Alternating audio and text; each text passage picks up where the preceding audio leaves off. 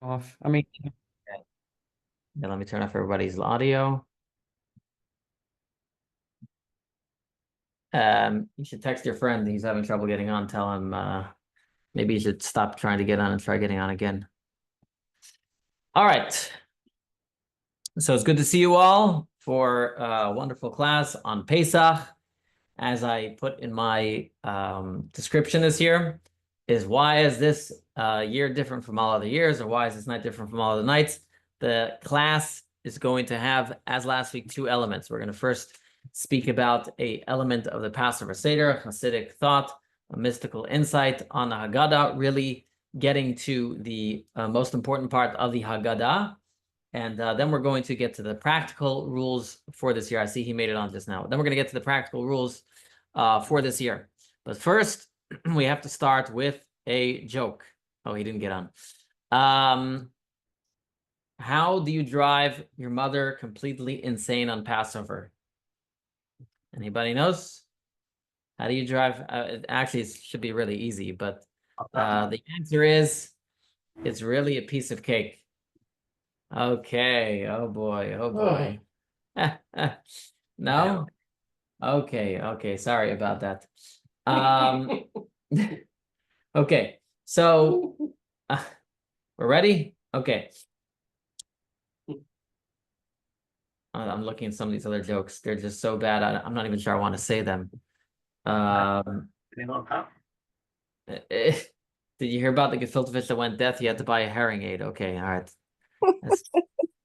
My dad, may he rest in peace, had your sense of humor. I happen to like it.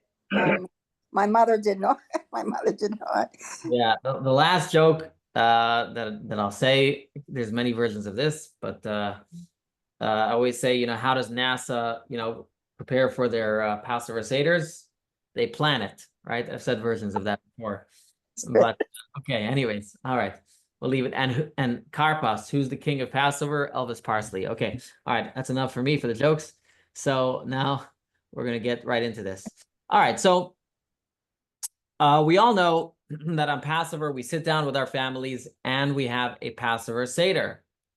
But what is the source of this Passover Seder in the Torah? How do we know that we have to have a Passover Seder or elements of the Passover Seder? So I'm going to present the question to you. What parts of the Passover Seder do you know are rooted in the Torah or even Rabbinic Judaism? Whatever you know. And when I say Rabbinic Judaism, of course, I don't mean, I should say not Rabbinic Judaism, Rabbinic law, because Rabbinic Judaism is Judaism. But what elements of the Passover Seder that we do at the Passover Seder do you know is rooted in original biblical law, going back to the Torah? Any thoughts? There should be some easy hanging fruit. Think about all the things we do at the Passover Seder. Yes, Beth? Oh, I'm going to say the plagues. The plagues. Well, we talk about the plagues, but here's the question. We don't actually do the plagues at the Passover Seder, right? So who says talking, where is the talking about the plagues rooted in the Torah? That's kind of my question. So anything that we do at the Seder, where is that rooted in the Torah? Obviously, text comes from the Torah, yes? The symbolism, which helps us gain an appreciation for the experience. Okay, I understand that. My question is, like, we could do any of this on any night, right? Right? We could do any of this on any night. Who says that, where is it rooted, the things that we actually do on the Seder night? I mean, I could talk about the plagues any time of year. You mean like the Kiddush? Oh, you're on to one. So the Kiddush is rabbinic, very good, but the first step of the Seder is a Kiddush. Kiddush is not necessarily rooted in the Torah. There is some elements of it, but we generally make a Kiddush at every holiday. So that's one element of the Seder that has rooted in what people call the rabbinic law, that you have a holiday, you have to make Kiddush. There is a root in the Torah. Torah says you should sanctify my holy days, and we have to sanctify Passover, so we make a Kiddush. Good. All right, anything else we do at the Seder that's rooted in the Torah or any other law that you may know? We lean. We lean. Huh? We lean. You have to lean. Okay, very good. But what's the root of that? I don't know. Everybody's missing one obvious part. Yeah. the prayers and the learning. Again, but why that? What about what we do that night specifically is rooted in the Torah? Prayers and learning we could do any night. Hmm. Because we're told so. What are we told? Teach our children the story of Passover. Ah, okay, getting warm. Very good. The Torah tells us that you shall tell your children on this night the story of Passover. So that is very good. That is one of the roots, really the root of the whole idea of the Seder, or I should say most of the text of the Seder. Most of the text of the Seder is rooted in that text of the Torah. The Torah tells us 4 times that you must tell your children on this day how we left Egypt.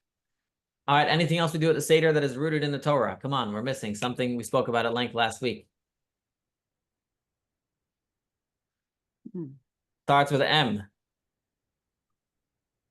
Matzah. Matzah, yes. Matzah. We are commanded, very good, thank you. Yes, we are commanded to eat matzah on the Seder night, okay? Anything else that is in the Torah? There's things we're supposed to eat with the matzah. We're supposed to eat, also starts with the M. Maror. Maror, very good. Maror, very good. So here I just want to give you just kind of a basic rundown of the Haggadah and how it's rooted in either the Torah itself or custom or rabbinic law later on. So we start off with the Kaddish, the Kiddush. The Kiddush is the first step of the Seder. That is just like any holiday or Shabbat, we make a Kiddush. There are hints to making Kiddush in the Torah, but it's technically a rabbinic rule. Then we have then we have washing our hands. Why do we wash our hands? That's actually rabbinic law, that anytime we eat a wet vegetable, we must wash our hands first. This harkens back to the days of the Holy Temple. There's reasons for purity. You would need to wash your hands. So step 2 of washing our hands is rooted in rabbinic law. Then the third item we do at the Seder is dipping the vegetable in salt water. That is a commemoration. You might call it a custom, a commemoration to remember the tears in Egypt. Then we have telling the story. Telling the story is rooted in the Torah, where the Torah tells us, good evening, where the Torah tells us about when your child will ask and you need to answer. So that's really what the length of the Haggadah really is rooted in the Torah. The main part of the Haggadah means to tell the story. The telling of the story is actually the main part of the Haggadah, and that's rooted in the Torah. All right, so after Magid, then we wash our hands. Rachza, we wash our hands. That is more rooted in, of course, the rabbinic teachings that teach us that we have to wash our hands before we eat bread or matzah. And then we have motzi matzah, that is the blessing of the matzah and eating the matzah itself. Of course, that is rooted in the Torah itself. Then there is maror. There is eating the bitter herbs. That is also rooted in the Torah. However, today, eating maror is only rabbinic, not biblical. It is only biblical when we are actually eating the Passover lamb. So when Mashiach comes and we'll be eating the Passover lamb again, the maror will be biblical. But right now, eating maror is rabbinic. Then we have korech. That's a Hillel sandwich where he combines the maror with the matzah. And back in the day, he would combine it with the Paschal lamb. That is rooted in a custom of Rabbi Hillel, that he understood the obligation was not to eat each item separately, not to eat the maror separately and the matzah separately and the Passover lamb separately, but eat it all together. So it is rooted in its source in a biblical section, but it's kind of rabbinic. Then you have a meal, Shulchan Orech. You need to have a meal at every holiday. Then you have Tzafon is where we eat the afikoman.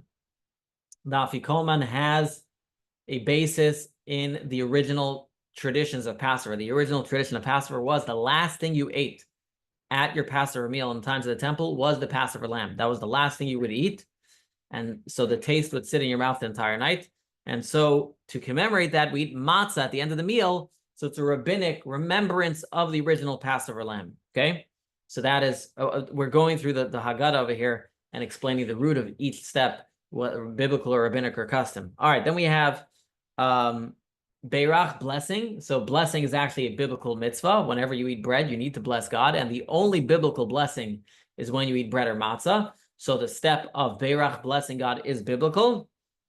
And Hallel and Nirtzah, praising God, though you could say it has biblical sources, it is, of course, a rabbinic decree to say the Hallel on that night, to praise God and thank him for the miracles of that night. So you can see how many of the steps of the Seder are very much rooted in the biblical and rabbinic law.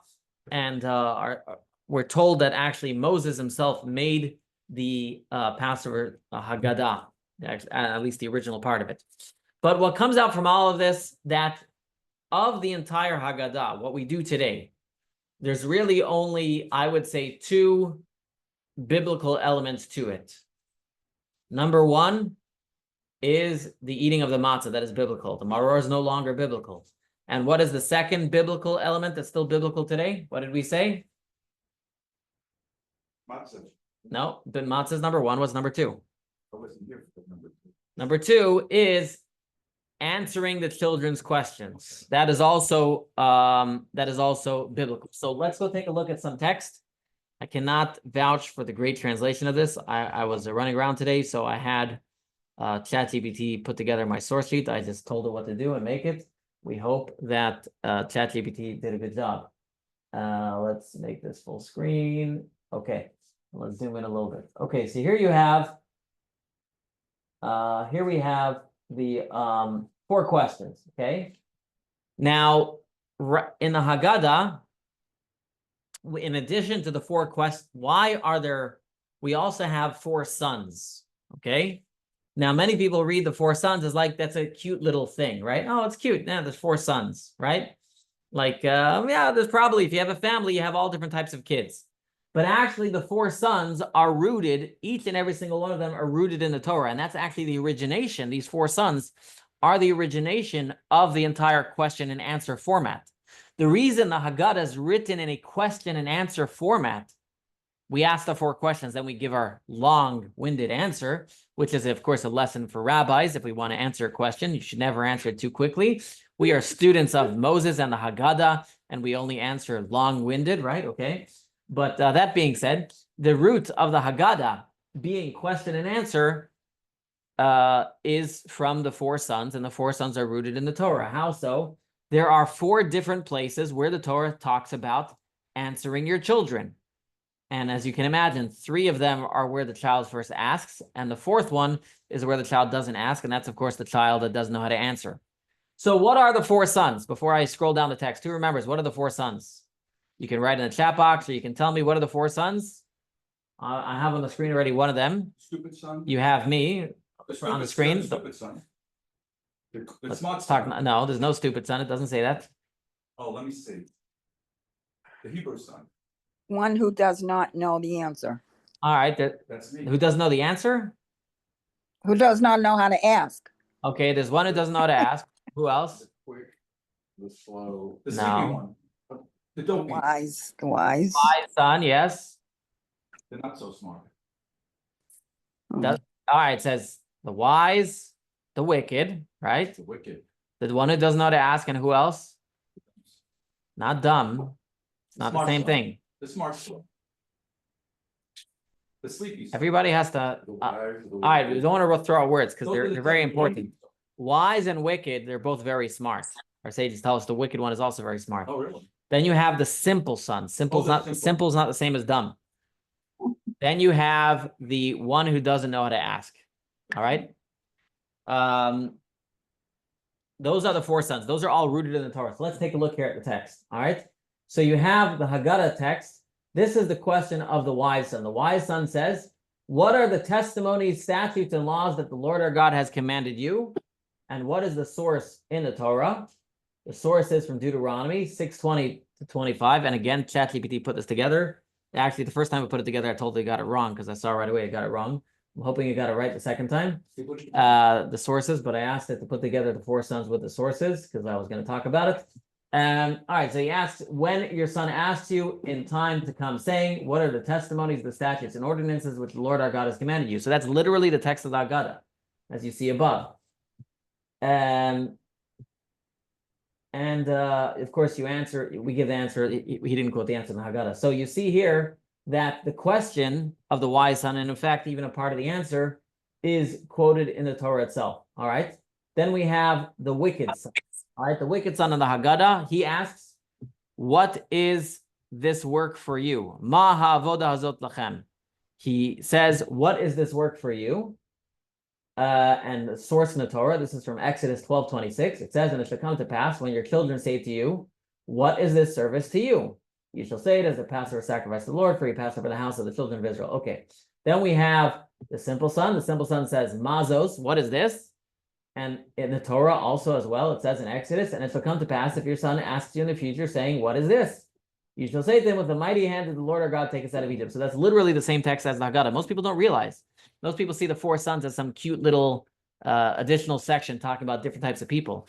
It's really the source of the entire Seder. So I want everybody to understand. It's really, if I would say, the aha moment of the Seder is to understand the whole root of the Seder is from these four sons. Isn't it the 4 questions? Well, it then evolved into the 4 questions. If you have 4 sons, you have 4 questions. Let's continue. Then we have the one who doesn't know to ask, right? That's the Haggadah. It says that the son who doesn't know to ask, you open the discussion. And that is sourced in Exodus 13a, where it doesn't mention a child asking. It just goes straight to, you shall tell your son of that they saying it is because of this that the Lord did for me when I went out of Egypt. So there you have an answer or telling your child without a question. Okay. So again, what I'm trying to show you here is we have the 4 sons of the Haggadah. It's not just a cute little section of the Haggadah. It is actually the source of basically what we're doing when we're doing the Seder. The bulk of the Seder is the Magid part of the Seder. That's telling the story. The root and the source of telling over the story on the night of Passover is from these passages in the Torah where it talks about a child asking and you explaining to your child all about the holiday of Passover. And of course, we have expanded upon over the years the answer. The answer gets very long, but really the simple answer is Avadim Ayinu. The simple answer is our forefathers were slaves in Egypt. That's really the simple answer. So before I get again, I said I would talk about a little bit of the meaning of the Haggadah. So we have 10 more minutes. So I want to talk about a little bit about the wise son's question for 10 minutes, and then we'll get to this year Passover specifically. So if we look at the wise son's question, let me just take a look at the chat here. If there's anything, okay, wicked, simple. 3 questions is it does not know how to inquire. 1 is a freebie. Okay. It reminds me of the guy that went to the store and he bought 12 bees and the guy gave him 13 and he said the 13th is a freebie. Okay. So with that being said, let's take a look here. So let's take a look here at the wise son. Okay, the wise son says like this. His question is, what are the testimonies, statutes, and laws that the Lord our God has commanded you?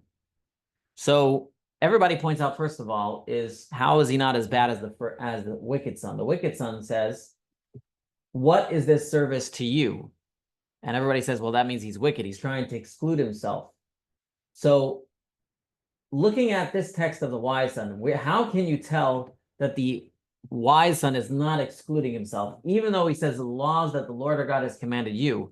Where do we see clearly that he's not excluding himself? It says our God. Very good, very good. It says our God. So we know automatically that he's not trying to exclude himself from the religion. He says, what are the testimonies, statutes, and laws that the Lord our God has commanded you? But we still have a question. We need to understand what exactly is wise about this question. It almost seems like a guy doesn't know anything, okay? You know, what does it mean that the Lord our God has commanded you? So there's many, many commentaries that discuss the wise son's question because it's the most complicated of them all, okay? The wicked son, it's pretty simple. He's basically trying to exclude himself. He's saying, like, what are you guys doing tonight? Why don't we go out to, why do we have to be here? Why can't we go out to the bar? The simple son asks, what is this? And the one that doesn't ask doesn't say anything. So of all the questions, of the 4 questions, the one that's discussed the most by all the commentaries is this one, because it's the one that is the hardest to understand, especially when we consider we're talking about a wise and it's depicted a righteous son.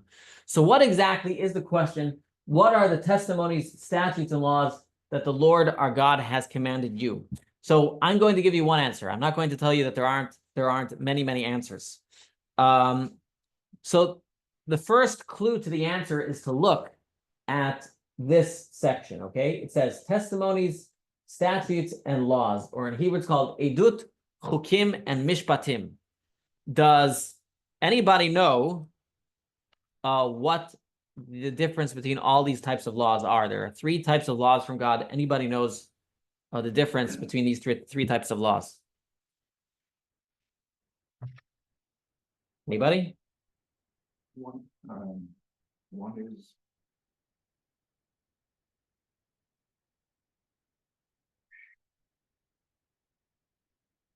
All right, there are 3 types of laws. Can anybody pick at any of them? One that you're commanded to do. Okay, oral and written. Okay, we're not, I don't mean that. I mean types of the 613 commandments. There are 3 categories of commandments. Anybody knows? One that's a mitzvah. Testimonies, statutes, and laws. Edut, chukim, and mishpatim.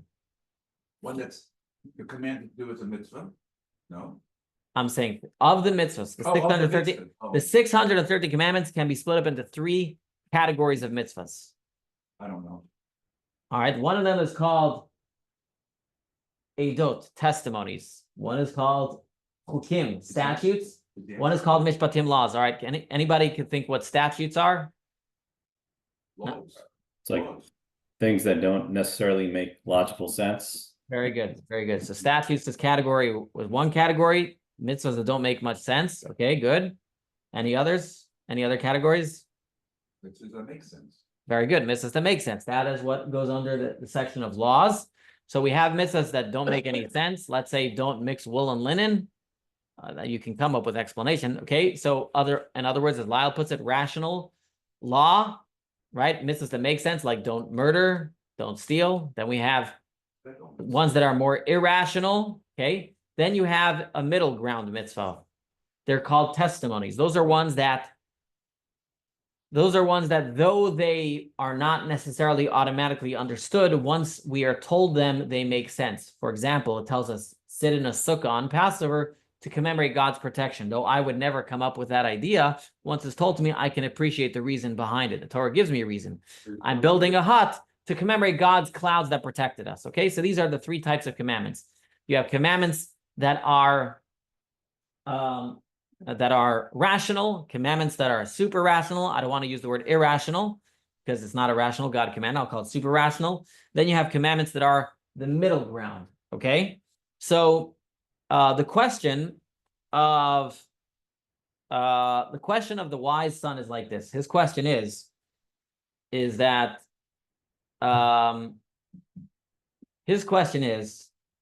he asks the question that the Lord our God has commanded to you.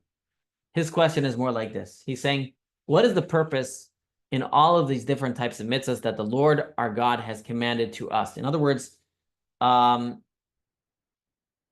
is it possible that these deeds that we are doing here on this earth are going to bring down godliness into our lives? That's really his question. His question is, let's give it some historical perspective. We are told that our patriarchs and matriarchs did not really do any physical mitzvos. Okay, the only exception was the circumcision. So his question is that what is going on with all these different types of mitzvos? And we could go at that at length, but I don't want to for a limited time. There's a lengthy discussion about why he splits them all up. But his question is, what is it about these mitzvos that enables us to connect to God? He wants to know how the mitzvos connect us to God. Okay, some are rational. Okay, so why if I don't steal? Why if I don't steal because God commanded me? How is that bringing down God? I shouldn't steal because it makes sense. Then you have statutes. There's a divide. Let's put it this way: there's a divide between the infinite and the finite. There's a divide between God and us. Okay, we are here on this earth, and God is up there. And so the question is, how can, through a mitzvah, how can we bring a revelation of God here on this earth? really he wants to know how it works. And that's what he means by you. The word you in this case means you as in kind of you after the giving of the Torah. In other words, he understands before we left Egypt, there were no real physical mitzvos. Okay, they were spiritual. They were people that were connected to God. You even have till today people who keep many religions that spend their time in meditation. They don't really focus on the deed. They focus on the heart and the feeling and that type of stuff. He wants to understand how physical mitzvos and actions bring a connection to God. Okay, that's his question. And so our answer to that is that we say we were slaves to Pharaoh in Egypt, and God took us out of there, and eventually it says he brought us to Mount Sinai. And with that answer, what we're saying to the wise son is like this. We're saying, you're right. Technically, the finite cannot connect with the infinite. However, God, through taking us out of Egypt and bringing us to Mount Sinai, at that moment, he allowed us to connect to him. In fact, it says, I think the Zohar talks about this. It says that until the Torah was given, it was like two countries that there were, I don't want to say the word tariffs, right? But it's the N word now. Let's say tariffs. there was a boundary between the two countries. Sorry, I was doing some kosher supervision today, and one of the guys was complaining to me about tariffs. But be that as it may, it's just an interesting thing. Divide between countries. So you have, before the giving of the Torah, there was a real separation between the finite and the infinite, and it's natural. However, once the Torah was given, God gave us the ability to connect to him, that ordinary people can connect to the infinite. And all of this comes about as well through the matzah. For those who come to my Tanya class, you'll appreciate this idea, but we speak about it all the time. How can you let God into your life? You need to have humility. As long as you have ego, there's no ability to allow God into your life. Ego is pushing God out. Ego is a focus on myself. It says that God dwells on those who are crushed. God dwells on those who are feel humble. Humility is the ability to allow God into your life. And so the answer to the wise son is actually twofold. We answer him that number one is that God gave us the ability. God took us out with a strong hand and outstretched arm and brought us all the way to Mount Sinai so that we can serve him. That's what it talks about in the Haggadah. And what do we have to do in order to allow that blessing, God allowing us to connect to him, is through eating the matzah. But the important part of the answer to the wise son is actually what comes out is that the connection that we can have to God today is actually greater than the connection that the patriarchs and the matriarchs were able to have. The patriarchs and the matriarchs, though they connected to God, they did not have the physical mitzvot. They did not have the physical actions that we have. So if anything, we turn to the wise son and we say, not only do we have the ability to connect to God through physical means, but actually our connection to God is even greater than the patriarchs and the matriarchs. And one of the explanations behind this is it says that the patriarchs and the matriarchs connected to God in a kind of a relationship, let's say, of a parent and a child. In other words, there are two ways to connect to God. There's a way to connect to God that, so to speak, you're deserving of that connection. We could say the patriarchs and the matriarchs connected to God and were deserving of that connection by virtue of their spirituality. But even when you're deserving, there's only so much that you can be deserving of that connection. We connect to God not by virtue of our deserving, but by virtue of us being servants to God. By virtue of us being servants to God. A servant means we don't necessarily understand. We are not as spiritual, but by virtue of us choosing to listen and follow, that allows us to connect to God. And so in this case, that's why we start off. The answer starts with the Avadim Ayinu, the Pharaoh time we were slaves to Pharaoh in Egypt. But the continuation of that is, of course, God took us out, and now we are, so to speak, we are Avadim, we are now slaves, not in a bad sense, but in a good sense, we are slaves to God himself. And just to go off a tangent a little bit, this is a topic we speak about. People think, what do you mean we're slaves to God? And the reality is in life, we have a choice. We're either slaves to our desires or we're slaves to God. And being a slave to God is a much better thing, because being a slave to God actually means that God has given us a mission and a purpose. Okay, so when you're free to do whatever you want, you're actually less free. When you're free to do whatever you want, you are actually a slave. You're a slave to Pharaoh. You're a slave to your own desires. You're a slave to the world. You're a slave to being successful, whatever the pressure that is out there. And by virtue of God making us his quote unquote slaves, his servants, let's use the word servant, not slaves. Servant is actually a better word. By virtue of being God's servants, not slaves, servants, we have been given purpose and meaning, and more than anything, a connection to an infinite God. And this is really what we tell the wise son. So the wise son wants to know, what are all these mitzvahs? What can they do for us? What's the purpose of them? That the Lord our God has commanded you, meaning you, after the giving of the Torah, because he's sitting after the giving of the Torah. And the answer to him is, this is basically what we're saying, is we're saying the answer to him is that that you should know God took us out of Egypt. We were originally slaves to Pharaoh, or you can say we're slaves to ourselves, slaves to our own desires. And now he took us out, and we are his servants.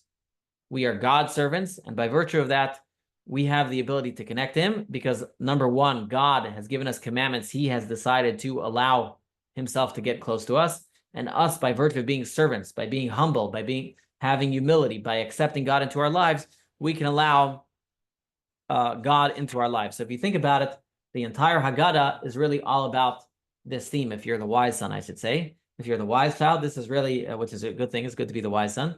The whole theme of the Haggadah is really that the ultimate goal of the Passover Seder is to take this humility to the rest of the year and take this idea of being a servant to God to the rest of the year, and reminding ourselves that on Passover is the time when we recommit ourselves, to remind ourselves. The whole point of Passover is really to remind ourselves that we used to be servants to Pharaoh, and now we're servants to God. And actually, the Torah reminds us many times. Torah tells us, you are my servants. Kili b'nei Yisrael avadim. The Jewish people are my servants. Avadai hem. God uses that terminology multiple times in the Torah, that we are God's servants. And that's the commemoration of Passover. That's really what the commemoration of Passover is. Most people think it's just going free. No, it wasn't just going free. It was God saying, till now you were servants to Pharaoh. Now you are going to be my servants. That is what Passover is. Sometimes we lose the plot, right? It's like the Rabbi used to say a lot. People like to quote the line, let my people go. And the Rabbi says they missed the end of the line. The end of the line is, let my people go so they can serve me. That's what Moses came to Pharaoh. Moses came to Pharaoh and said, let my people go so they can go serve God. That was his request. There's no point in freedom alone. The Rebbe used to say actually about people who would escape Soviet Russia.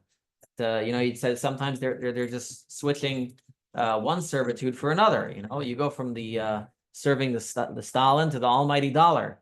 It's still a servitude, and this is the message of Passover we need to take if we're going to be the wise son, which hopefully we are the wise son.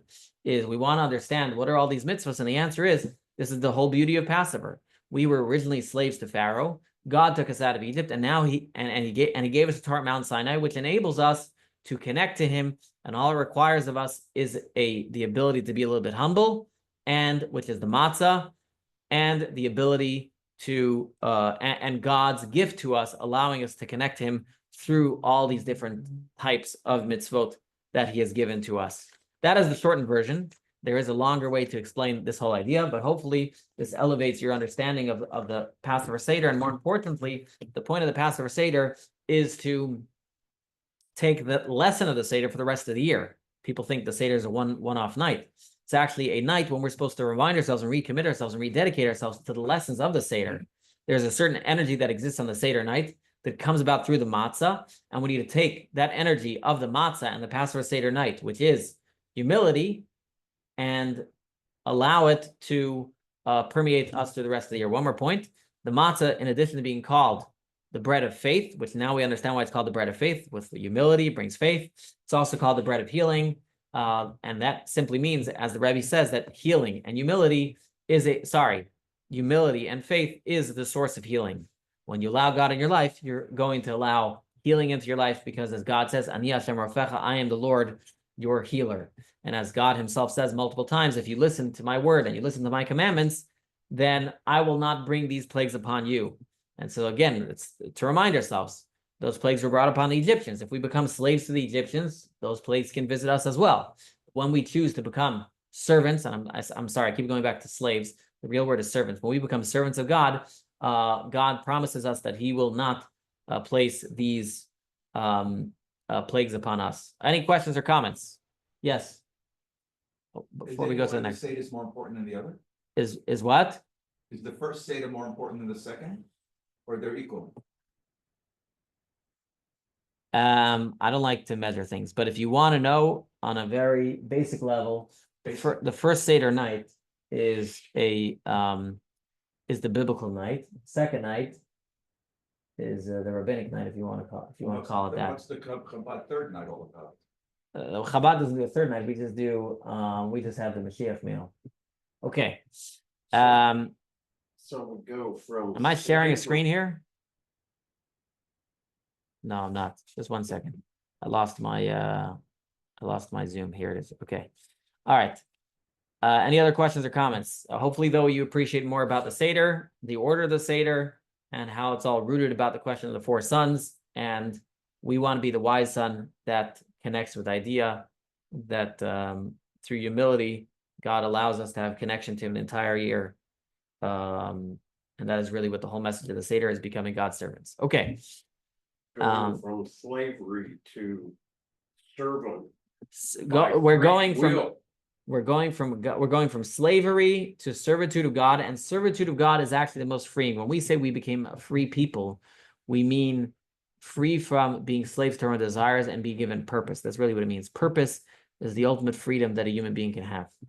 How many people are going around and are missing their purpose? And it's tough. The difference is, this is something we're choosing. Right, it's our free will that we choose to serve. Well, now it's too late. Now you got to do it. It's too late. Well, our parents already accepted the Torah, and you have to keep the Torah mitzvahs. And Now you have a choice not to listen to it, but let's say unlike our parents at Mount Sinai who had a choice to accept the Torah, we don't have that choice anymore. We just have a choice whether we're going to listen or not listen. always listen. But, You asked about purpose, what? and I just want to, you mentioned about purpose, Yeah. and I'm confused because I believe that I thought we had a common purpose, one single common purpose, because you said like Yeah, that's what that's exactly what I'm talking about. Though we each have details in that purpose, but we all have a single purpose, and that purpose is to bring God into this world, to make this world a home for God through the Torah and the Yes. mitzvot. Exactly. Everybody has their own detailed mission within that, just like a space shuttle crew. Okay, let's go to the second part. Let's talk about Passover when it comes out on a Friday. On a Saturday. It's very complicated. There are a lot of questions. Okay, so let's take this step by step. All right, number 1 is generally the fast of the firstborn. Okay, what is the fast of the firstborn? God saved the firstborns. Therefore, there's something called the fast of the firstborns. The firstborns have to fast because they were saved on that night. Now you cannot fast. 1 second. You cannot fast on the day of Passover. So we normally fast the day before Passover, but the day before Passover this year is a Shabbat, so we wouldn't fast on Shabbat. And if we're pushing it off, we're not going to push it off to Friday, so we push it off to Thursday. So the fast of the firstborn is on Thursday. The way to get out of the fast is to hear a siyum, to hear a completion of a tractate of the Talmud. We'll be doing that right here on Thursday. The schedule is somewhere online. I don't remember the exact time. Okay. Are you gonna have services on Thursday morning? Yeah, we'll have services Thursday morning. Okay. The fast of the firstborn. Is That's when male, female. does So not matter? male. Just Okay. as in the good question. Just as in the time of the plague of the Egyptians, it was firstborn sons. If you are a firstborn son, now if you are not a firstborn son yourself, but you have a son who is a firstborn son and he is not bar mitzvah, you have to fast for him until he becomes bar mitzvah. And so that is what I am going to have to do because Menachem Mendel is a firstborn and he is as yet to be 13. All right, the next item here on the list is something called Bedikas Chametz, checking for the Chametz. So our sages have told us that we need to check for the Chametz. Now, there are really 2 reasons, okay? Number let's put it this way. When Passover comes, you're not allowed to own any chametz, right? Nope. So one easy way to get rid of your chametz Sell it to you. is to just stand up and say, I don't own any of this chametz. Anything you see, it's not mine. You declare all your chametz ownerless, which is in fact something that we do, as we'll get to soon. However, our sages said that's not enough. There's two problems they said with that. Number one is you shouldn't have any chametz on your property. And number two is you shouldn't, and if you have chametz around, you might eat it. So as far as having chametz on our property, we can sell some of it, right? We put it away and we sell it. However, as far as we might come to eat something, if I don't check my floor, if I don't check things, there's no loaves of bread, then I might see it on Passover. And even if I declare it ownerless, I might eat it. So for that reason, we have to check everywhere that we might be on Passover. So let's give an example. Let's say you are going to be away for Passover. You don't really need to check your house. If you're selling your whole house for Passover, you don't really need to check it because nobody's going to be in it.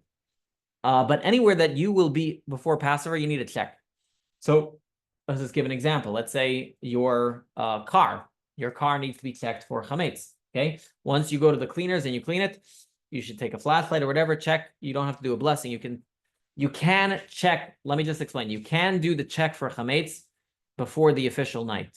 So I'll just give an example. I was listening to Rabbi today. He said if you have a freezer, for example, that you make kosher for Passover, right? So I did that at my house. We cleaned out our large freezer. You should check it just to make sure there's no chametz in there before you start using it. Anything that you're cleaning for Passover, to use for Passover, or anywhere you're going to be, you need to do a check for Passover. If you have an office, you're going to be in the office on Passover, you need to check there as well.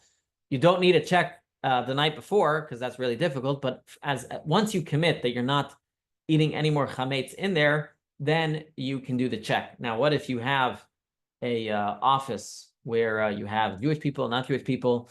It can get a little more complicated, but obviously you can check your personal areas for chametz. Okay, you don't have to check and burn down Publix just because you're going to go shopping in Publix during the holiday, right? But any area that's your personal area, you should check for chametz. Okay, same thing goes with your cars. So with all that being said, one more thing this rabbi said, interesting, I never knew. If you rent a car during Passover, you should check it for chametz, because according to the second reason, if you see something, you might eat it. So if you rent a car from the rental company and someone left a loaf of bread in there, though it's not yours really, you should check for it. I know it would probably be disgusting, but you should check for it. And so when you get your car, you should check it, okay? All that being said, so the sages instituted the night before Passover, we needed to check for chametz, and we make a blessing on it. So normally that would be the night before Passover. This year, however, it's going to be 2 nights before Passover. You can't check a Friday night. Thursday night? So it's going to be Thursday night this year. Correct. It's going to be Thursday night. So Thursday morning is the fast of the firstborn. Thursday night, you're going to check for the chametz. Okay. Now, 1 second. When you check for the chametz, many people have a custom to put out 10 pieces of bread. But regardless, when you check for the chametz, we use a candle and a feather and a spoon. So, and you can pick up the 10 pieces of bread. If you do the 10 pieces of bread and your kids are putting it out, highly advise that a picture is taken of where every piece of bread is. Because if you put out 10 pieces of bread and you cannot find, and you only find 9, you have to turn over the whole house. This has happened in many Jewish homes the night before Passover, and it's very annoying. So best is also make sure you don't have any little kids that will move around those 10 pieces of bread. If you have one of those kids, hold them tightly, okay? Because you will have to turn over your house upside down if that kid moves that bread around the house. My house. So next thing is that if you do the 10 pieces of bread, make sure to wrap it not in silver foil, but in something paper. Okay, wrap it in a napkin or a paper towel or something like that, because the next morning you're going to burn this, and foil does not burn very well. Okay, so wrap it in paper. Okay, this is where we're at so far. So far in our schedule, we've had Thursday morning, we did the fast of the firstborn. Thursday night, we checked for the chametz. So important, when you check for the chametz, get your candle, your feather, your spoon, your brown paper bag. And after you check for the chametz, we say a special prayer. Most people miss this. Remember how we said earlier, you're not allowed to own any chametz on Pesach? So there's the chametz you put away in the shelves which you're selling to the Gentile. But then any other chametz that's not in there is yours. So we make an announcement and we say, any chametz that I do not know of, I declare it ownerless. Okay? So any chametz, if I looked everywhere but I didn't see it, it was hidden under the bed or hidden under a pillow, I declare it ownerless. We do that in case you find that loaf of bread during the holiday, it's not yours and you have not transgressed owning chametz on Passover. Now comes Friday morning. So usually the way it works is like this. According to the Torah, you are not allowed to eat any chametz from midday, Jewish midday, on the eve of Passover. Now, Jewish midday is not the same as 12 o'clock. Jewish midday is the exact middle between sunrise and sunset, okay? So from the Jewish midday and on, you're not allowed to eat any leavened bread and you're not allowed to own it. The sages backed everything up. They said, no, an extra hour for owning and an extra 2 hours for eating, okay? So they back us up. Now that is in a regular year. 4 o'clock. Okay, now, but the problem is we cannot sell our chametz on Shabbat. So technically this year, right, we would have to not own our chametz 7 hours before Passover starts, which is on Shabbat. The problem is I cannot sell to the Gentile on Shabbat. So unfortunately for all of you, I'm going to be selling your chametz on Friday. Okay, now I do have a little more leeway. I can sell it a little later, but I would say you can safely assume by, let's see what time officially you're supposed to stop eating. I would safely assume that by 1 o'clock, it'll all be sold. So by 1 o'clock, you have to put everything away. Let me take a look here. Say noon. I'll say noon, yes. Official midday is 1:36. So if you go an hour before that, but I'll say 1 o'clock. You want to sell it all. I already talked to my neighbor. Selling your chametz to the Gentile is a complicated rabbinic document, and you should not attempt to do it on your own. Okay. Yes, because we're playing. I don't want to say we're playing with fire, but we're playing with fire. If the document is not correct, if the ways of acquiring ownership is not done correctly, then you will have owned your chametz over Passover, which is a biblical prohibition. So we don't want to play around with that. Now, if you're going to gift it all to him and give it to him and he'll keep it, I mean, fine. You don't need a rabbi for that. But if you want to sell it and have it bought back after Passover, then you want a rabbi to do that for you. I'm going to gift it. If you gift it to him and you give it to him in his house, that's fine. But if you are going to keep bread in your house that you're going to want to eat right after Passover, do it with your local Orthodox rabbi. You can sell it through us. Okay. Now, so on Friday, now listen to this. So on Friday, you can continue eating chametz all Friday and all the way on Shabbat, all the way until, let's pull up the time. You can eat, on Shabbat, you can eat until, it's the 12th, right? April 12th, you can eat in Palm Harbor until 11:22 a.m. The problem is like this. If I'm selling all your chametz at, say, 1 o'clock on Friday, anything that's not going to be part of that sale, you're going to have to consume before Shabbat and before 11:22 on Saturday. So you really only want to leave out certain items, okay? So what are you going to want to leave out? You're going to want to leave out just enough challah for Friday night and Shabbat day. Now, I'll give you a little trick. If you come to Chabad up in Pinellas County, we are going to have challah here. We're going to pray an early service on Saturday, 8 o'clock, so that we can have an early kiddush and eat challah here. What is Chabad of Pinellas County going to do with the leftover challah? We're going to flush the rest down the toilet. Because if you turn bread into inedible items, and also once you flush it down the toilet, it goes out of our property. Well, actually, it stays in our property because we have a septic tank. But I can assure you that in that septic tank, it is considered inedible to anybody. That is considered getting rid of it. It's a delicacy. Okay.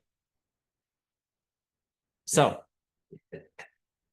let's back up because I moved ahead just to give you the idea. So on Friday, whatever you leave out, you have to make sure will be consumed or flushed down the toilet by 11:22 on Saturday. Now, let me tell you a little hack. A little hack goes like this. As Ashkenazic Jews, we do not eat kitniot on Passover. What's that? Kitniot is legumes, beans, corn, all that stuff. However, we are allowed to own it on Passover. Therefore, if you really don't want to eat fully Passover foods, from Friday afternoon, you can leave out some of those items. However, you don't want to cook them in any of your pots. So if you want to have Friday night, you want to have a corn salad or something like that, it's perfectly fine. Because even if you don't finish all your corn does not have to be sold over Passover. So again, kitniot, the beans, the corn, and certain snacks that are like that do not have to be sold over Passover. You can also find snacks. There are some kosher for Passover snacks that say they are kitniot. You can give them to your kids on Friday and Shabbat morning. Okay, so again, if you're an Ashkenazic Jew, a little hack to make your Friday afternoon and Shabbat morning more exciting is to eat some kitniot. And whatever you don't finish, you can keep in your house because there's no prohibition of owning kitniot on Passover. The other thing I would tell you is I would be very careful of really leaving out. I would have a fully kosher Passover Shabbat meal because you would, if you leave out your non-kosher for Shabbat. I mean, what are you going to do? Leave out your non-Passover dishes? You're not allowed to clean them because it's technical Jewish law. But also, like, where are you going to clean them? Everything in your house is Passover. So really, you want to turn over to Passover, by Friday morning, and you want to have a Passover meal. And the only thing I would tell you to make your meal more exciting is, in addition to the challah you'll be eating, you could also have kitniot. The other thing I want to mention, important, is where are you going to eat this challah? Okay, so we said Friday night you're going to eat some challah. Where are you going to eat this challah? My suggestion is eat it outside. You're going to eat it inside your house. You're going to get the, especially if you have kids, you have crumbs. Listen, if you're really on top of your game, you can eat it on a paper towel and flush the paper towel down the toilet. But personally, I'm going to eat it outside. I feel safer, happier than having crumbs in my kosher for Passover house. And then every time I drop a fork or a spoon, I would eat it outside on the patio or the grass, somewhere out there. That's where I would eat the challah. I would also say, do what you want with it, but according to Jewish law, it's better if you do eat your challah outside to actually then do the grace after meals, because the grace after meals should be said where you eat your challah and then go back inside and finish your meal. But I'm not going to confuse you too much. If you don't do that, it's not the end of the world. But again, eat your challah outside. Yes? What are you going to do here at 8 o'clock on Friday night? Outside, we're going to go? Friday night, I'm not going to make kiddush here. Oh, you just said 8 o'clock, we're going to have challah. Oh, you're going to have it At home. I'm saying at home. I misunderstood. Yeah. There can be no kiddush here Friday night. Okay. Shabbat morning, we have services 8 o'clock. Yeah. 8 o'clock. So Shabbat night. Okay. Next important thing. When we burn the chametz on Friday morning. So usually every year we burn the chametz the day before Passover. So after we stop eating it, within the next hour, we burn whatever is left. This year, we're going to burn it on Friday. And normally, after we burn the chametz, we will normally say a special prayer, which is basically declaring any chametz that we have ownerless, just like we did the night before after the checking. We'll declare any chametz that we own ownerless, whether we know about it or whether we don't know about it. This year's special, we will not be saying that prayer after you burn the chametz. Why? Because it's too early, because you still own that challah that you're going to be eating. So instead, we're going to make that blessing here in the synagogue. It's actually Aramaic. It's actually not really a blessing. It's a declaration. We're going to say that declaration of ownership in the morning, after you have your challah, after your Shabbat morning prayers, after you have your challah. That's when you make that declaration. That declaration, again, is very important. It's kind of is the get out of jail free card in case you forgot something that didn't make it into the sale area. Okay, so again, complication for this year so far. We have Friday, fast day. Friday night, checking for chametz. Thursday, fast day. You'll get out of it though. Thursday night, checking for chametz. Thursday night, declaration number 1. Friday, we're going to burn the chametz. Friday, you're going to want to stop eating. Well, you don't have to stop eating actually, but you can only leave out what you're going to eat. Okay. On Friday by 1 o'clock, only leave out what you're going to eat. Friday, you can still eat corn if you really want. Then Saturday, we're going to pray early. We're going to eat challah early. And then we're going to make declaration number 2 on Saturday. Okay.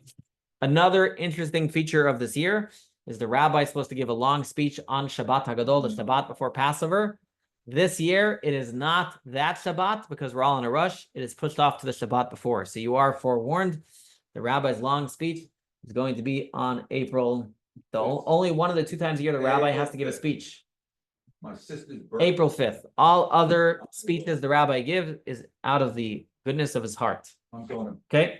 about Shalom. All right. So we have so far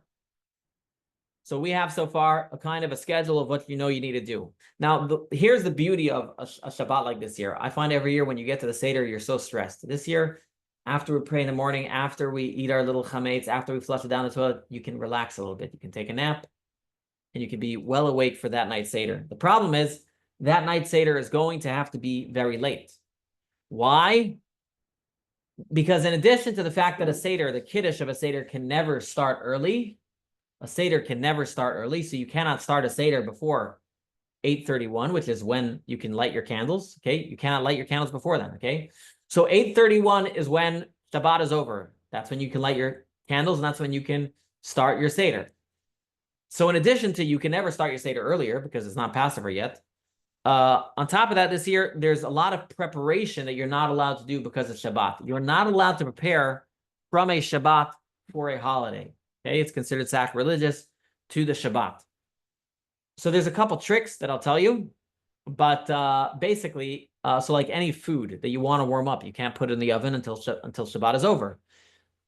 Setting the table technically would not be allowed because you're preparing for that night. The hack, and we're going to do it here in the synagogue as well, is we're going to have a little meal before Shabbat is over, and by virtue of that, that will allow us to set up some of the table. We'll put the tables and the tablecloth, and we'll have some of the food before Shabbat is over at 7:30, and that will allow us to set up the synagogue and set up the tables. So you can use that hack in your house as well, but certain things like you can't start opening up the bottles of wine, at 7:30 unless you're drinking wine.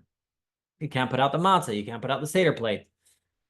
You can't make the salt water. All these things. So you really have to be prepared on Friday so that things are really ready to go into the oven. Okay. So that on Friday, things are ready to go. They're sitting in your refrigerator and everything's ready to go, very well prepared for your Seder so that you can get your Seder started really quick. And my advice, of course, is give your kids melatonin Shabbat afternoon so they all take a nap. Is that what you do? So they'll be awake. So they'll be awake on Shabbat night. I can Okay. take my shot on Friday. Am I still sharing the screen? I am. Okay, it's interesting. So I haven't moved off of it here. Oh, yeah. Okay, here we have the checklist. Okay, we burn the chametz before midday on Friday. Arrange the Shabbat clock. Okay, prepare alarm. Okay. Oh yes, the other thing about. Okay. That's another important thing. Okay, whatever. Yeah, if you want to roast the egg, here's an important reminder. If you want to roast the chicken neck, you want to do that on Friday. You can make the salt water on Friday. You should make the charostas on Friday. You should cook the egg, grind the maror. Broken plate is a whole nother story. I'm not going to get into it. Okay. So this is your checklist. Shabbat, you get up early. Important custom. The day of a Seder, we don't eat the foods that are part of the mitzvahs of Passover. So we will not eat matzah. We will not eat lettuce because that's maror. You shouldn't eat apples, pears, and nuts because those are in the charoses. And however, you may eat eggs, chicken, or meat, or potatoes and onions. Okay. Here are all the things that one should do, but that's fine. Okay, let's make the bitul. Another important thing I didn't mention is what do you do with your garbage? So it's a real problem. My garbage is picked up on Thursday. So what do I do Friday with the garbage? With the garbage that I generate that's chametz. So usually Friday, the day before Passover, Friday morning is like everybody's rushing to eat their last crumbs of bread, and all those plates are going in the garbage. And the answer is that you should put them in a garbage bag and put them on your curb.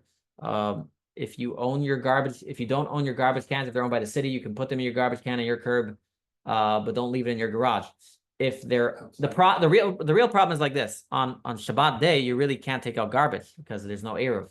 Although maybe in certain communities there are an eruv, but generally you can't take out your garbage on Shabbat day. So you really have to put out all your garbage on Friday. You can bring it to I can bring it to you, yes. Yeah, You can also call your garbage company if they'll do a special pickup for you Shabbat morning. I have no idea if they will. They will. They will. But I will, so typically what I do is I get a really strong like garden garbage bag that I tie really well and put outside. So that helps. Because if you put the regular garbage bags in, it stays there for 2 days, the animals will really eat it. Okay. Here another thing, ideally for those who came to the Talmud class, we had the whole discussion about should you eat before the Passover Seder. So it warns you not to eat too much after the 10th hour. Okay. Many people have accustomed to recite a section of the Haggadah on Shabbat afternoon before Passover and read the section of the Korban Pesach. And that's what it's talking about, but I'm not going to confuse you. Okay. I think we went through the main parts of, let's see, anything else here that we missed. Someone said, I heard someone say this year that the bread that you use Friday night, you should probably get pita bread. Get a bread that is less crummy. Just an idea. I'm not telling you that's a rule. It's just an idea. Yes, after you need to rinse out your mouth after you eat your last bread. There's a lengthy discussion if you're allowed to brush your teeth on Shabbat. The answer is you can brush your teeth with a Shabbat toothbrush. I know it sounds funny, but you can look online. There's a Shabbat toothbrush, and toothpaste is also a problem. There's Shabbat toothpaste. So if you want to brush your teeth on Shabbat in general, you can get a Shabbat toothbrush and a Shabbat toothpaste. They don't work as well as regular toothbrushes, but it is what it is. That does remind me, make sure the toothpaste you get is kosher for Passover. There are lists out there that can tell you which ones are fine for Passover. Same thing if you have any soaps in your house that are like oat-based. A lot of people have that type of stuff, or oat creams. Like my daughter has a cream that's oat-based. You want to put that stuff away before Passover. Your pills. Talk about your pills.